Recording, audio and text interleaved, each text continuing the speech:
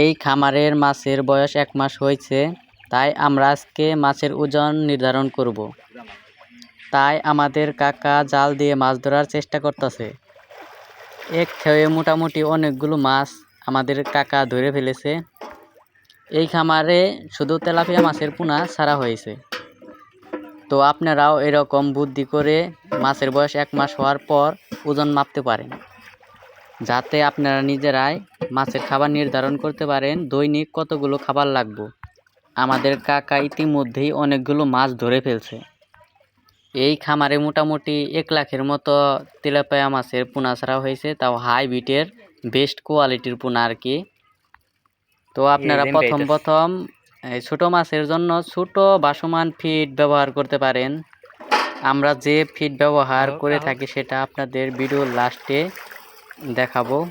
তো আমাদের কাকা এও খেয়ে মোটামুটি অনেকগুলো মাছ ধরে ফেলছে। এখন আমরা দৈনিক প্রতিদিন সকালে 1 বস্তা করে খাবার দেই এবং কি দুপুরে 1 বস্তা দেই, বিকালেও 1 বস্তা খাবার দিয়ে থাকি।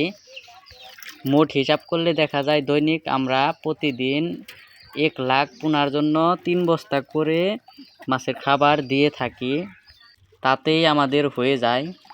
আপনারা একটা টিপস খাটাতে পারেন। ভাসমান ফিড দেওয়ার পর আপনারা কিছু সময় অপেক্ষা করে খামারের চতুর্পাশ দিয়ে একটা ঘুরান দিবেন। খামারের সাইডে কোনো খাদ্য ফিড পাওয়া যায় কিনা। যদি পাওয়া যায় তাহলেই বুঝবেন আপনার মাছের কতগুলো ভাসমান ফিড দরকার। সেটার ইনসাফ করে আপনারা খাবার নষ্ট না করে এভাবে বুদ্ধি টিপস প্রয়োগ করতে পারেন, তাহলে খাবার নষ্টও হবে না, অপচয়ও হবে না। মোটামুটি মাছ ধরা শেষ, এখন ওজন নির্ধারণ করা হবে। আমাদের চাচা দেখি কিভাবে ওজন নির্ধারণ করে। আমাদের চাচা মিটারটা জিরো করতেছে ভালোভাবে। চলেন দেখি আমরা আমাদের চাচা কিভাবে ওজন নির্ধারণ করে মাছের। আমাদের চাচা পানিগুলো ফালিয়ে দিচ্ছে। মাছগুলো ধরার পর যে পানিগুলো ছিল ছেঁকে নিল। তো এখন মিটারে দিয়ে দিছে। চলেন আমরা দেখি। এই জায়গায় 1 কেজি মাছের মনে হচ্ছে বেশি হবে। তো আমাদের কাকা ভালোভাবে মাপতাছে। এই জায়গায় 1 কেজি মাছের বেশি হয়ে গেছে, তো সে তাড়াতাড়ি পোনাগুলো ছেড়ে দিচ্ছে পানিতে। তো 1 কেজি মাছ মাপা হয়ে গেছে। এখন গণনার পালা। এখন চাচা গুনবে যে 1 কেজিতে কতগুলো মাছ ধরে। চলেন আমরা দেখতে থাকি। আমাদের কাকা অনেক দক্ষ একজন লোক, সে অনেক পরিশ্রমী একজন লোক। মোটামুটি অনেকগুলো মাছই গোনা হয়ে গেছে। অলরেডি 30টা মাছ গোনা হয়ে গেছে। দেখি 1 কেজিতে কতগুলো মাছ ধরে। তো ভিডিওটা আপনাদেরকে আরেকটু কাছ থেকে দেখার সুযোগ করে দেই। চলেন আমরা আরেকটু কাছ থেকে ভিডিওটা দেখি চাচা কীভাবে গণনা করে। একটা একটা করে গণনা করে কাকা পানিতে ছেড়ে দিচ্ছে। মোটামুটি প্রায় শেষের দিকেই গণনা কাজ। এখন আপনাদের বুঝতেও একটু সুবিধা হবে। দেখেন আমাদের মাছের সাইজগুলো দেখেন একবার। 1 মাসে মোটামুটি আল্লাহর রহমতে অনেক বড়ই হয়ে গেছে। সে মোটামুটি অনেক ভালোভাবে মাছগুলো গুনতাছে। চলুন আমরা দেখি। শেষ পর্যন্ত আপনারা সাথেই থাকুন। শেষে আমাদের মাছকে খাবার দেওয়া হবে। সবগুলো মাছই প্রায় এক সাইজেরই হয়ে গেছে। গণনা কাজ প্রায় শেষের দিকেই হয়ে গেছে প্রায়। চলেন আমরা দেখি লাস্ট মুহূর্তে কতগুলো মাছ ধরে 1 কেজিতে। তো 1 কেজিতে মাছ ধরেছে 114 পিস। তো সেই হিসাব টিসাব করে আমাদের খামারে খাদ্য দিতে হবে।